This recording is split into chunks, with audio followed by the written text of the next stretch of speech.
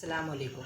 आज हम ये बात करने वाले हैं कि ऐसा क्यों होता है कि अगर हम पढ़ाई में नज़र डालें तो आज की डेट में हम ये पाते हैं कि मुसलमान बहुत कम पढ़ा लिखा है। अब सोचेंगे कि इतने मतलब 200 करोड़ के आसपास दुनिया में मुसलमान हैं और लगभग 57 देश हैं, बहुत यूनिवर्सिटीज़ हैं, बहुत सारे ये हैं, तो ऐसा क्यों है कि मुसलमान दुनिया में बहुत कम पढ़ा लिखा है। तो इसके लिए आप दूर ना जाएं, मेरी एक मिसाल से मेरी एक रिपोर्ट मैं आपको दूं तो उससे आपको समझ में आ जाएगा कि मैं ये बात क्यों कह रहा हूँ कि मुसलमान बहुत कम पढ़ा लिखा है। ये मतलब एक रिपोर्ट है, ऑफिशियल है, अनऑफिशियल है, मैं इसका दावा नहीं कर रहा, लेकिन अगर आप चाहें तो इसकी तहकीक कर सकते हैं। वो ये कि 57 मुल्कों की यूनिवर्सिटीज़ का अगर आप पता करें तो आप पाएंगे कि सारे 57 मुस्लिम देशों में मिला करके भी 1000 यूनिवर्सिटी नहीं है। और सारे 57 मुल्कों की जो आबादी अगर हम कहें तो लगभग को कुछ जगह 180 करोड़, 200 करोड़, या चलें 160 करोड़ भी अगर हम मान लें। अगर वहीं आप देखें कि 57 मुल्क मिला करके दुनिया की आबादी का मिला करके दुनिया की जो आबादी है मिला करके मुसलमानों की 160-70 करोड़ और यूनिवर्सिटी 1000 से भी कम। और अगर हम जापान में देखें तो आप पाएंगे कि बहुत कम आबादी है और वहाँ की जो यूनिवर्सिटी है वहाँ पे 1000 यूनिवर्सिटी से भी ज़्यादा है। यानी छोटे से जापान में 1000 यूनिवर्सिटी और उतनी यूनिवर्सिटी मिला करके 57 मुस्लिम देशों में भी नहीं है, जिनकी आबादी है लगभग 160 करोड़। मतलब कि समझ ही नहीं आ रहा कि ये मतलब क्या हो रहा है। मतलब जिस इस्लाम का जो पहला वर्ड कुरान का उतरा वो था इकरा, यानी पढ़िए, यानी जो इस्लाम पढ़ने से शुरू हुआ, एक समझ लीजिए कि जो नई शरीयत है वो पढ़ने से शुरू हुई। वो नई शरीयत में जो हम मानने वाले हैं और हम ही सबसे कम पढ़े लिखे हैं।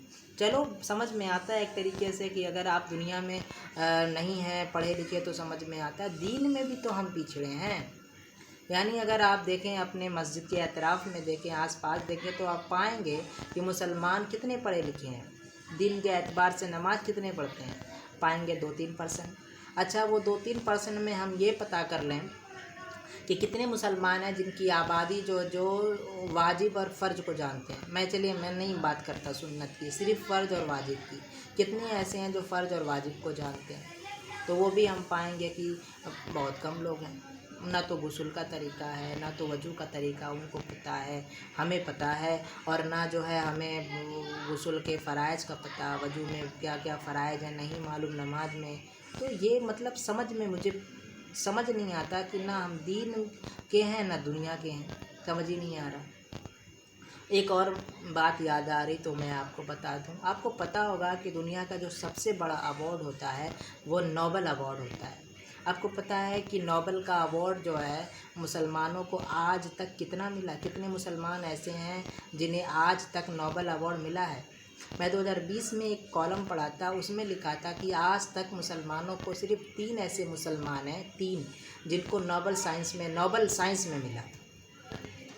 और अगर यहूदियों की बात किया जाए कि यहूदियों को कितना मिला, तो आप आज के डेट में जानें कि यहूदियों की आबादी है 60 लाख, इजराइल की है आबादी कुल 80 है, जिसमें से 60 यहूदी हैं, 60 लाख के आसपास।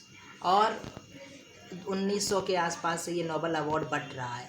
यानी तब से लेकर और कम रहे होंगे, हम भी कम रहे होंगे, लेकिन हमारी आबादी 1 अरब 60-70 करोड़ के आसपास है, 1 अरब 60-70 करोड़, और उनकी आबादी महज 60 लाख। और उनको जो मिला हुआ है वो 206 मिला हुआ है। आप सोच लें कि जो इतने ब्रिलियंट लोग पैदा होंगे तो जाहिर है वो हमारे खिलाफ ही तो पैदा हुए होंगे। हमारे तो बहुत सारे, आपको पता होगा कि 20वीं सदी का सबसे बड़ा साइंटिस्ट वो एक यहूदी था। अब जाहिर है यहूदियाना सोच तो उसकी रही ही होगी। अब अंदाज़ा लगा लें कि हम मतलब कहाँ हैं, कहाँ टिकते हैं दुनिया में दूसरी कौमों के मुकाबले में। मतलब ये हमारे जहनों में ये बात क्यों नहीं आती कि हम कर क्या रहे हैं। ठीक है, कोई मुझसे ये भी सवाल कर सकता है कि आखिर आपने क्या किया। ठीक है, मैं नहीं कर पाया, कोई वजह रही होगी, लेकिन ये कम है कि मुझे एहसास है, और मैं हो सकता है मेरे इस वीडियो को दूसरे लोग देखें तो उनको ये एहसास हो कि हाँ हो सकता है उनके पास कोई सोर्सेज हों और फिर वो तालीम में आगे चले जाएं। تو دیکھیے کوئی بھی قوم تب تک ترقی نہیں پا سکتی ہے جب تک وہ تعلیمی معیار میں آگے نہیں جائے گی۔ تعلیمی معیار سے مراد کیا ہے؟ دونوں، دینی اور دنیاوی دونوں، میں ایک کی بات ہی نہیں کر رہا، دونوں۔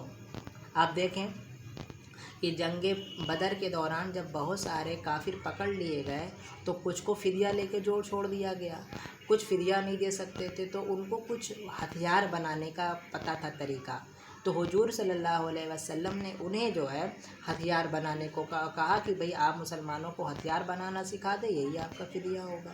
انہوں نے ہتھیار بنانا سکھا دیا اور وہ فدیہ لے کے پھر اپنے جو ہے گھر کو چلے، واپس مکے کی طرف چلے گئے۔ کچھ مسلمانوں کے اچھے ویوہار سے اور اچھے جو ہے اخلاق سے مسلمان بھی ہو گئے۔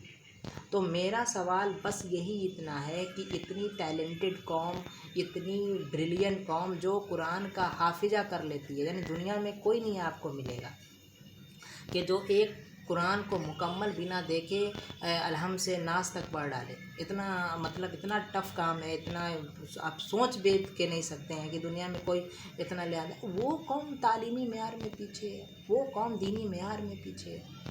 اس کا مطلب یہ نہیں ہے کہ اس کا مطلب تو یہی نظر آتا کہ ہمارے پاس ٹیلنٹ تو ہے لیکن کہیں نہ کہیں ہم مان لیں کہ ادھر ادھر کے چکر میں، ان کی ٹانگ کھینچنے کے چکر میں اور آلتو فالتو کام کے چکر میں ہم اپنا ٹائم ویسٹ کر رہے ہیں۔ میں تو خود ایک ٹیچر ہوں، میں پڑھاتا ہوں، مجھے پتہ ہے کہ کیوں حالات خراب ہیں، میں کیا بات کروں، مجھے تو خود نظر آتا ہے کہ کیا دقتیں ہیں، کیا حالات خراب ہیں، کیوں حالات خراب ہیں۔ ہم سرکاروں کو کوستے ہیں جبکہ یہ جھوٹ ہے، سرکاریں کچھ نہیں کر سکتی، سرکاریں آپ کو پیر پکڑ کے پیچھے نہیں کر سکتی اگر آپ میں ٹیلنٹ ہے۔ اگر میرے میں ٹیلنٹ ہے، میں پڑھا رہا ہوں، کون مجھے روک لے رہا ہے؟ نہیں نا۔ میں ہوں، بہت سارے بچوں کو میں پڑھا چکا ہوں، بہت سارے شاید یہ ویڈیو کے سبسکرائبرز بھی ہیں میرے اسٹوڈنٹس، دیکھیں گے تو سوچیں گے کہ ہاں بھائی سر تو بات صحیح کہہ رہے ہیں، واقعی انہوں نے بہت سے لوگوں کو پڑھایا ہے۔ اور میں جس طریقے سے اس وقت ویڈیو پہ بات کر رہا ہوں ایسے ان سے بھی باتیں کرتا ہوں، میں ان کو اس بات کے لیے موٹیویٹ کرتا ہوں کہ دیکھیے تعلیم ہی آپ کو آپ کا حق دلائے گا۔ اگر آپ تعلیم میں پیچھے رہتے ہیں تو آپ ہر جگہ پیچھے رہیں گے۔ کوئی بھی قوم اگر ترقی کرنا چاہتی ہے تو اسے تعلیم میں آگے جانا ہوگا۔ ہمیں علماء کی بھی ضرورت ہے، ہمیں سائنٹسٹ بھی چاہیے، ہمیں انجینئرس بھی چاہیے اور ہمیں دوسرے جو شعبے کے لوگ ہیں وہ بھی چاہیے۔ نہ ہمارے حساب کتاب صرف عالم سے کمپلیٹ ہوگا، نہ انجینئر نہ ڈاکٹر سے، بلکہ سب کا ایک کمبینیشن چاہیے، تب یہ قوم ترقی کرے گی۔ تو قوم کے لیے ترقی کا جو معیار ہے وہ میرے مطابق تو یہی ہے کہ بھئی ہم سب تعلیم حاصل کریں، کچھ حاصل کریں، کچھ بنیں، دنیا میں ایک نام کمائیں۔ جب ہم سنتے ہیں کہ اتنے بڑے لوگ ہیں تو کتنا اچھا لگتا ہے کہ فلاں آدمی مسلمان ہے اور اس نے یہ کیا۔ چلیے ملتے ہیں پھر کسی نئے ٹاپک کے ساتھ، تب تک کے لیے شکریہ، تھینک یو، اور میرے اس چینل کو سبسکرائب کریں۔ السلام علیکم۔